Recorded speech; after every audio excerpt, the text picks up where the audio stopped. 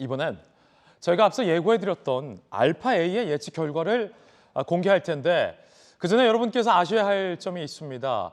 이 알파-A의 예측은 실시간 개표 상황에 따라서 달라진다는 겁니다. 그래서 지금 발표해드릴 알파-A의 예측 결과가 확정적이고 최종적인 결과가 아니라는 말씀 드리겠습니다. 그리고 현재 개표 초반인데 사전투표의 개표가 먼저 진행이 되고 있고요. 앞서 많은 의원님들께서 분석해 주셨듯이 통상 사전투표의 경우에는 민주당의 지지자들이 더욱더 사전투표에 열정적인 성향이 있다는 분석도 있습니다. 자, 그와 같은 초반의 개표 결과를 감안하셔서 지금 알파-A의 예측 결과 함께 살펴보겠습니다. 현재 개표 초반의 상황, 개표 초반 사전투표가 위주로 공개되면서 많은 지역마다 결과가 다르지만 종합적으로 이재명 후보가 현재는 앞서고 있는 것으로 개표 결과가 나왔는데요. 아마 알파-A도 이 같은 개표 상황을 반영해서 발표하지 않을까라고 생각을 합니다. 현재 알파-A가 계산한 당선 확률 함께 보시죠. 현재 이 시간의 득표율입니다. 아무래도 앞서 말씀드렸던 것처럼 사전투표 위주로 개표가 진행되고 있고 현재 개표가 4.9%밖에 진행이 되지 않았기 때문에 현재 이재명 후보가 51.3, 윤석열 후보는 45.6으로 개표가 진행되고 있습니다. 이 개표율을 바탕으로 알파-A가 현 시점 4.9% 개표 상황에서의 당선 예측 확률을 계산했습니다. 자, 보시죠. 자, 이렇습니다. 현재 개표가 4.9%인 상황에서 이재명 후보가 51.3%로 앞서고 있습니다. 그렇기 때문에 알파-A는 당선 확률을 52.2%로 계산을 했고 현재 개표가 4.9% 진행된 상황에서 윤석열 후보가 45.6%의 개표 결과를 받고 있는데 알파-A는 47.8%의 당선 확률을 계산을 했습니다. 눈치채셨겠지만 두 후보의 당선 확률은 늘 100을 유지합니다. 그렇기 때문에 시간에 따라서, 개표 상황에 따라서, 그리고 개표 상황 누가 앞서고 있느냐에 따라서 총합 100을 놓고 이재명, 윤석열 후보의 당선 확률이 조정이 되고 움직입니다. 아마 자정을 넘어가고 새벽을 넘어갔을 때 과연 두 사람의 당선 확률이 합계 100을 놨을 때 어떻게 변화할지를 보는 것도 알파-A의 예측 포인트일 것 같습니다. 자, 예컨대 시간대별로 이렇게 당선 확률이 달라질 수 있다는 거죠. 함께 보시죠.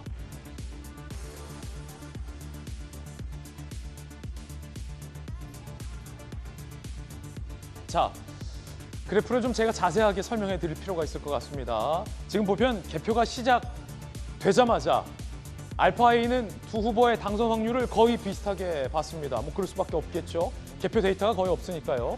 자, 그러다가 지금 22시 한때 이재명 후보의 당선 확률이 55.4%, 그리고 윤석열 후보의 당선 확률은 44.6%로 다소 벌어지기도 했습니다. 하지만 이 개표 상황이 사전투표 위주의 개표 상황이라는 점을 반영했을 때, 그리고 점차 개표가 진행되고 있다고 봤을 때 그래프의 추세는 윤석열 후보의 당선 확률이 이재명 후보의 당선 확률과 굉장히 좁혀지면서 현재로서는 누가 당선될지 아직까지는 알 수 없는 그런 분위기다라고 말씀드릴 수 있겠습니다. 양당에서 알파-A의 어떤 당선 확률과 어떤 추세도 보셨는데 두 분 의견 듣겠습니다. 먼저 김재현 최고위원님. 근데 이제 지금 현재 그 알파-A가 전체적으로 그 예측을 할 수가 없는 것이 사전투표의 그 득표율을 위주로 할 수밖에 없는데 그렇죠. 만약에 본투표에서 조금이라도 개함이 되어서 본투표의 득표율을 산정을 할 수 있고 그것이 그 비율적으로 나온다면 조금 계산이 될 텐데 아직은 그런 그 자료가 없기 때문에 아마 저런 그 발표밖에 할 수 없는 것 같습니다. 알파-A는 앞으로 조금 더 공부를 많이 해서 이제 본투표의 득표율이 어느 정도일지 예상도 좀 하고 그렇게 해서 국민들에게 이 가슴이 철렁하는 일을 좀 없도록 잘 좀 했으면 좋겠습니다. 지금 알파-A의 현재 예측은 당연히 지금 개표가 초반이고 또 사전투표 위주로 이재명 후보가 앞서고 있는 상황이 반영됐기 때문에 이런 확률이 나오겠지만 앞으로 개표가 예컨대 50%를 넘어가게 될 때 알파A가 어떻게 개상할지는 뭐 아직까지는 단정할 알 수 없는 상황인 거죠. 이 알파A가 과거의 여론조사의 데이터를 축적해서 그 트렌드까지 분석하고 그다음에 사전투표, 오늘 본투표 모든 것을 총합해서 만든 소위 말해서 AI의 데이터 아닙니까? 맞죠? 맞습니다. 그래서 저는 우리 이재명 후보의 흐름을 보면 최근 투표일 전 한 10일 그다음에 일주일부터 투표일까지 흐름이 상당히 좋다고 봅니다. 그리고 소위 말해서 자발적 지지자들의 밭갈이라 그러나요? 스스로 밭갈려 나간다는 사람들이 엄청 많아요. 그러니까 누가 시켜서 하는 게 아니고 죄송합니다만 야 윤석열 후보가 돼서는 안 되잖아. 그래도 우리가 민주당이 믿고 문재인 정부가 잘못한 거 알지만 다시 한번 기회를 주자. 우리가 처음에는 실망했지만 그래도 한 번 더 믿고 지지해 주자. 이런 자발적 지지자들이 많이 움직였다고 봅니다. 그래서 이 알파A에 제가 들었을 때 가장 큰 장점은 이런 과거의 여론조사의 흐름과 트렌드를 반영을 해서 지금 나오는 데이터랑 결합을 했기 때문에 상당히 과학적인 근거가 있지 않을까 그렇게 생각하고 있습니다. 근데 제가 보기에는요, 결국에는 이렇게 쭉 와가지고 마지막에는 윤석열 1% 이기는 걸로 끝날 것 같아요. 근데 여론조사가 3월 4일부터 발표가 안 됐단 말이죠. 그 당시에 이제 추세를 보면 이재명 후보가 점점 좀 상승세였고 그게 윤석열 후보가 이제 답보 상태였는데 저는 가장 큰 분기점이 뭐가 있었냐면 3월 3일 날 윤석열 안철수 후보의 단일화가 발표가 됐는데 그때 저는 이제 현장에 갔을 때 지역민들 만났을 때 분위기가 완전히 바뀌었다는 생각이 좀 들었어요. 뭐냐면 역대 대통령 선거를 보면 이제 후보들이 승부수를 띄우는데 그 승부수가 어떤 경우에는 자신의 날개를 달아주는 비상의 날개가 될 수도 있는데 어떤 경우는 날개를 꺾는 추락이 되는 경우도 있었습니다. 그래서 근데 왜 이제 안철수 후보와 윤석열 후보의 3월 3일 날을 기점으로 해서 왜 바뀌었냐 이제 중도층에 대한 거예요.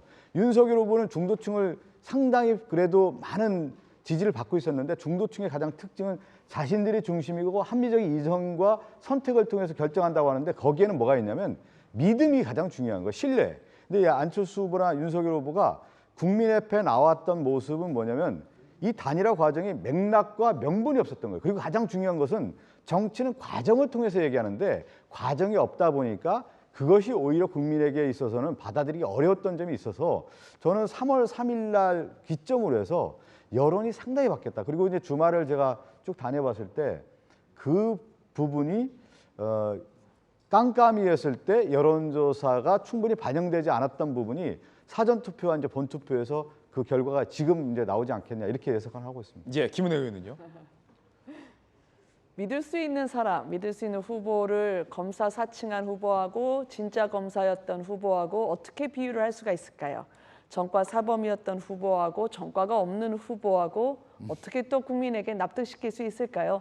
물론 경제 상황을 살피는 그 부분에 대한 능력은 사람을 잘 쓰면 됩니다. 제가 볼 때 단일화 얘기가 계속 나와서 그런 건데요. 이 단일화는 안 했으면 어떻게 했을까요? 민주당은 아마 윤석열 후보를 통합도 못하고 포용도 못하고 작은 당의 안철수 후보, 일명 작은 당이라 칭하면서 안철수 후보마저 끌어안지 못하는 그런 사람으로 매도하셨을 겁니다. 그래서 예전에 문재인 대통령과 그리고 안철수 후보와의 단일화를 민주당은 아름다운 단일화라고 했습니다. 그런데 이제 우리가 안철수 후보랑 하니까 이거는 추한 단이다라는 그런 취지로 이야기를 하시던데요. 저는 이게 바로 국민 여러분들이 5년간 보고 싶어 하지 않았던 내로남불이라고 생각을 합니다. 그래서 저희는 오히려 정치 신인이고 영선인 윤석열 후보지만 리더로서는 자기가 가지고 있는 포용과 통합의 실력을 이번에 확실히 보여줬다고 생각을 합니다. 예. 자, 앞서 지난 1년간의 지지율 추이 저희가 분석해 드리기도 했었습니다. 여론조사 고직 금지 기간에 들어설면서 전혀 여론조사의 흐름을 알 수 없는 상황이다라는 말씀도 다시 드렸습니다. 과연 이번 개표 결과는 정말 어떻게 될지 현재 한치 앞을 내다볼 수 없는 그런 상황입니다. 저희들은 60초 광고 후에 돌아오겠습니다.